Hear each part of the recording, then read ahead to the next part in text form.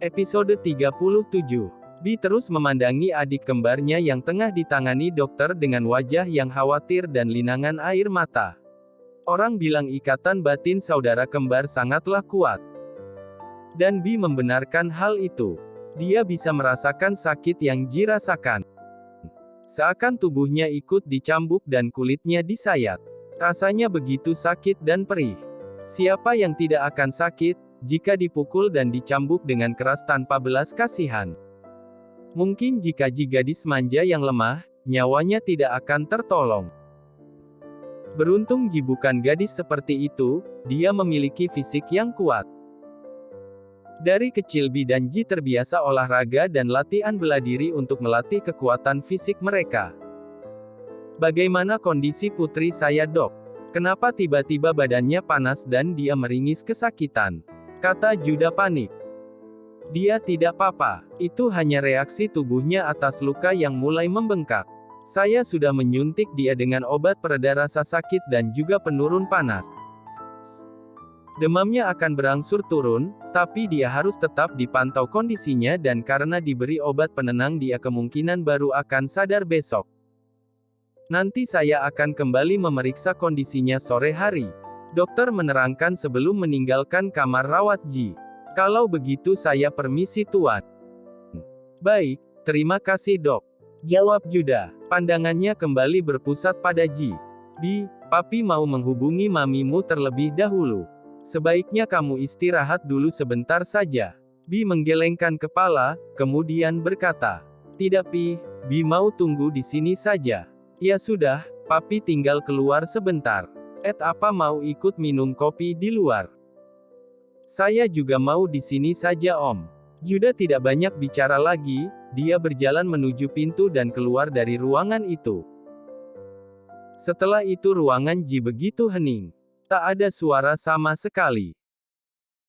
Boleh aku bertanya sesuatu? Setelah beberapa lama, Biru mencoba membuka pembicaraan dengan Ed untuk mencairkan suasana di sana. Apa? Katakan saja. Ed menjawab Bi acuh tak acuh tanpa menoleh padanya. Apa kamu menyukai jingga? Ed menghela nafas panjang sebelum menjawab pertanyaan Biru. Aku sudah lama menyukainya, bahkan ketika aku masih kecil. Biru langsung menoleh dan menatap Ed dengan tatapan tak percaya. Dia mengernyitkan dahi mendengar jawaban Ed. Apa maksudmu dari kecil? Apa kalian pernah bertemu sebelumnya? Ed mengangguk perlahan. Apa kamu masih ingat, sewaktu kecil kalian pernah menolong anak laki-laki yang sedang dikeroyok oleh beberapa anak nakal di sekitar perumahan Om Mario? Anak laki-laki yang kalian tolong itu adalah aku. Biru diam, dahinya berkerut dan kedua alisnya seakan mau menyatu. Bi mulai berpikir. Dia mulai menerawang masa kecilnya bersama Ji. Mereka memang selalu bersama kemanapun mereka pergi dan cenderung saling mengisi. Flashback on. Biru ingat, waktu itu, ketika datang ke rumah Om Mario. Mereka merasa bosan di dalam rumah dan meminta izin keluar jalan-jalan di sekitar komplek. Kemudian mereka melihat ada seorang anak laki-laki yang sedang dipukuli oleh beberapa anak nakal di sekitar kawasan perumahan itu. Kira-kira ada 4 atau 5 anak nakal. Dia dipukul dan ditendang oleh mereka. Bi dan Ji tidak tega melihat anak itu dikeroyok, jadi mereka membantu anak laki-laki itu dan melawan anak nakal. Setelah Ji menghiburnya dengan memberikan sebuah permen lollipop sambil tersenyum manis mengatakan, "Kakak, apakah sakit? Ini aku berikan permenku padamu. Kamu seharusnya bisa melawan mereka, karena kamu seorang laki-laki, jadi harus bisa melindungi diri sendiri juga orang lain." Saat itu mata Ji seolah berbinar, seperti pancaran bintang di langit. Ed terpukau dengan tatapan mata Ji saat itu, jadi dia tidak pernah bisa melupakannya. Dan bertekad untuk belajar bela diri agar bisa melindungi diri sendiri dan juga orang yang dia sayangi. Flashback off. Biru tercengang, dia tak percaya jika kakak laki-laki yang pernah mereka tolong adalah Ed. Kakak laki-laki yang terlihat pendiam dan penakut itu, kini telah menjadi seorang tentara yang memiliki kinerja bagus hingga mencapai pangkat jenderal di usia yang terbilang masih sangat muda. Ternyata kamu kakak laki-laki yang penakut itu. Bagaimana bisa? Biru terheran-heran sambil memperhatikan Ed dari ujung rambut hingga ujung kaki. Hei, berhenti menatapku seperti itu. Aku bukan lagi anak kecil yang lemah. Sekarang aku bisa bela diri dan melindungi Ji. Ed berkata dengan nada sinis. Cih, melindungi Ji, kamu bilang akan menjaga dan melindungi dia saat tidak bertugas, mana buktinya? Lihat sekarang kondisinya bagaimana. Sudahlah, tidak usah banyak bicara. Jika memang ingin melindungi dia, buktikan saja. Jangan sampai dia mengalami hal seperti ini lagi. Bi berkata sendiri karena melihat ekspresi Ed yang berubah muram. Ji memang gadis yang kuat. Tapi dia tetaplah seorang wanita yang butuh perlindungan laki-laki. Kata Bi dengan nada suara yang rendah sambil menatap ke arah Ji yang sedang terbaring tak berdaya. Keesokan harinya Bi harus ke kantor Taeson Elektronik karena ada pekerjaan penting. Di rumah sakit hanya ada Ed. Dia duduk di kursi sebelah Ji dengan menggenggam tangannya dan diletakkan di pipi Ed. Gadis kecil, apa kamu masih mengingatku? Aku, kakak laki-laki yang pernah kamu dan Bi tolong waktu itu. Aku tahu kamu anak Om Juda, temannya Om Mario, tapi aku tidak berani mendekatimu, karena aku merasa belum pantas untukmu. Aku selalu mencari informasi tentangmu. Tapi aku tidak pernah mendapatkan informasi yang tepat tentangmu atau fotomu. Aku juga tidak berani bertanya pada Om Mario. Terakhir kali ku dengar, kamu ada di negara ini. Maka dari itu aku memutuskan untuk pindah tugas kemari, tapi aku juga tidak dapat menemuimu, karena aku sama sekali tidak tahu kamu. Beruntungnya, seakan takdir berpihak padaku, akhirnya kita bertemu saat di bukit. Aku tidak tahu kalau kamu adik kecil pemberaniku. Aku baru tahu ketika Om Juda datang ke sini waktu itu. Jadi, bisakah kamu sadar sekarang juga dan berbicara padaku? Ed menjelaskan dengan tenang meskipun Ji sedang tidur. Lebih tepatnya pura-pura tidur. Ji sudah bangun ketika Ed mulai menggenggam tangan Ji. Ji ingin tertawa mendengar perkataan Ed. Ternyata tentara mesum ini adalah kakak laki-laki yang pendiam dan penakut itu ya. Ceklek. Tiba-tiba terdengar suara pintu dibuka. Ed dengan cepat menoleh ke arah sumber suara dan dilihatnya yang di pintu adalah Seren yang berjalan dengan cepat, diikuti oleh Juda dan Vio mengikutinya di belakangnya. Ji, sayang. Wajah Seren panik, suaranya bergetar karena khawatir. Bagaimana keadaannya? Kenapa tidak ada yang memberi tahuku kalau kondisi Ji separah ini? Seren berteriak dan menangis melihat kondisi Ji yang sangat memprihatinkan. Juda memang sengaja tidak memberitahukan bagaimana kondisi Ji saat ini. Jika Juda menceritakan bagaimana kondisi Ji melalui telepon, entah apa yang akan terjadi. Juda tak bisa membayangkan. Lebih baik dia melihat kondisinya secara langsung. Toh masa kritis Ji sudah lewat. Sekarang hanya menunggu dia sadar saja. Seren menangis di hadapan Ji. Wajah yang bengkak, luka lebam dan cambuk di tangan, kaki dan punggungnya. Ibu mana yang tidak menderita melihat kondisi putrinya yang cantik ini terlihat sangat buruk.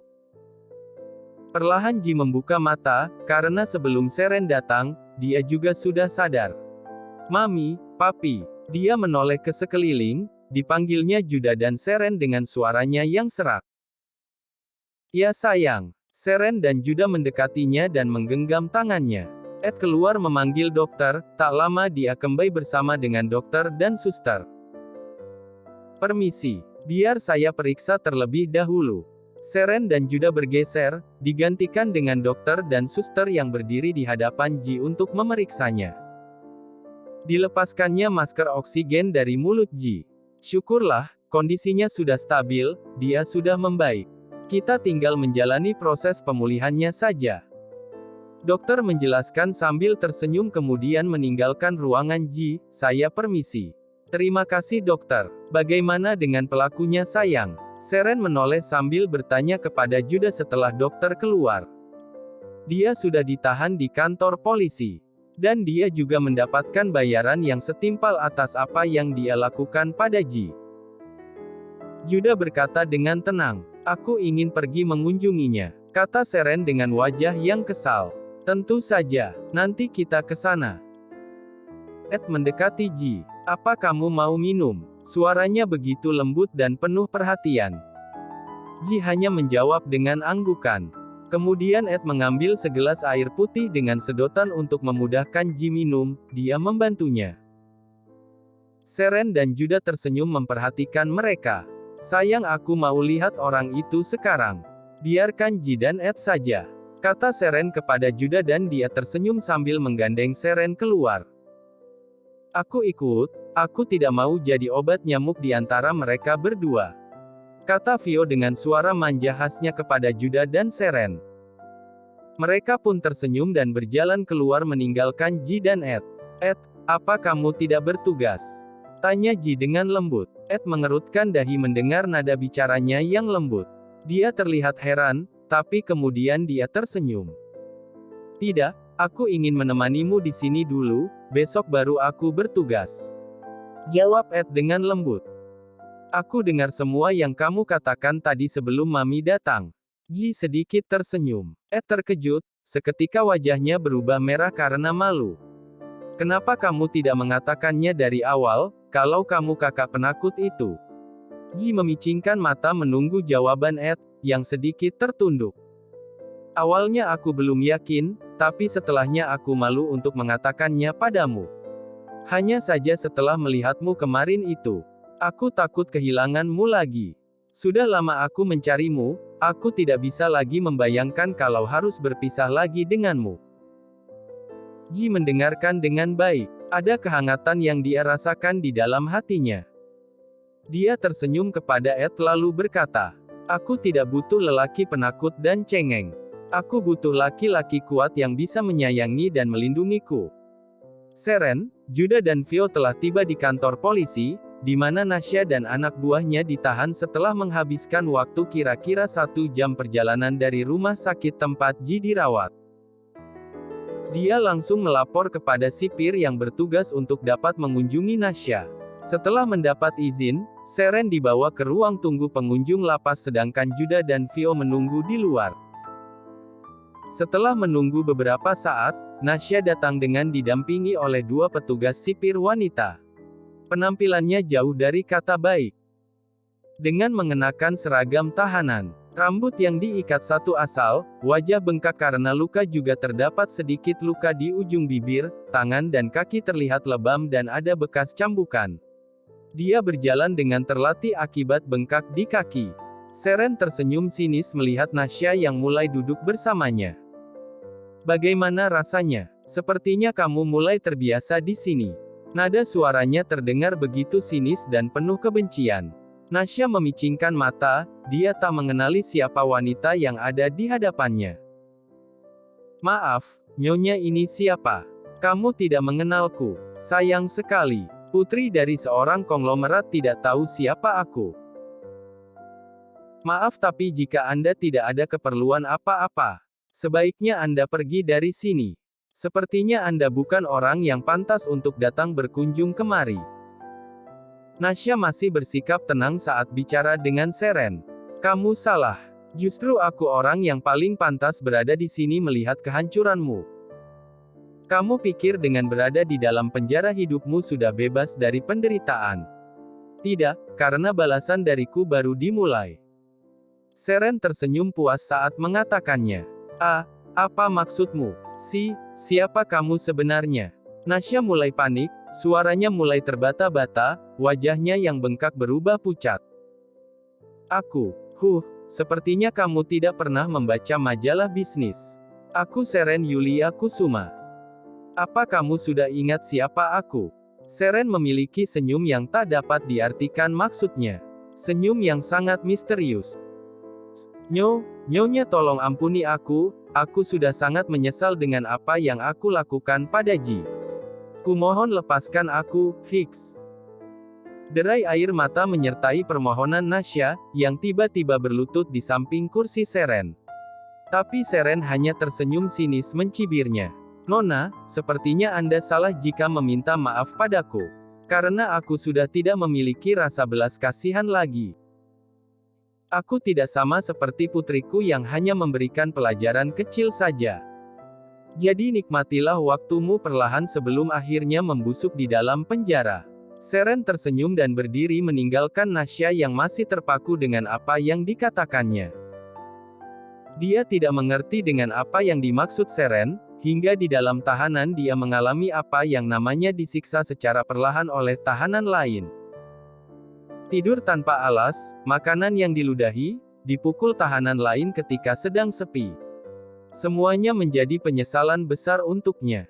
Tidak hanya usaha keluarganya saja yang hancur karena kesombongannya, tapi juga penderitaan yang dia hadapi setelahnya.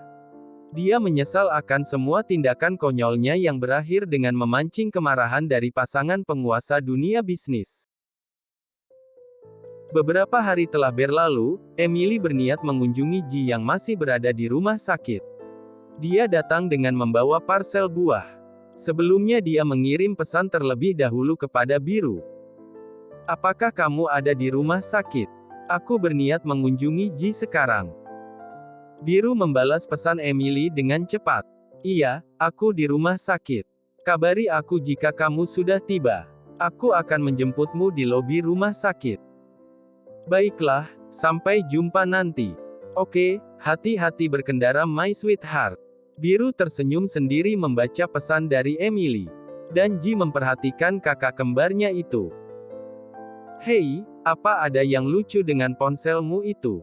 Kenapa kamu tersenyum sendiri, hanya dengan menatap ponselmu saja?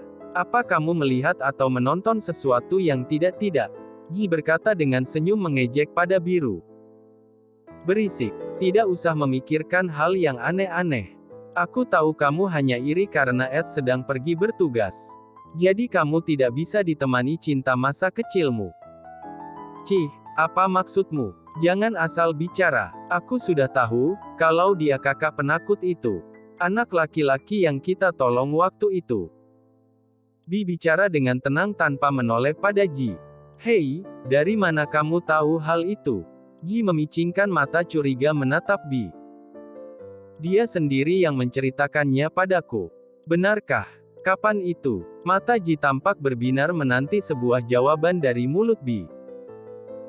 Cih, lihatlah wajahmu yang merona dengan mata berbinar seperti itu. Seperti anak kelinci saja. Dasar gadis bodoh.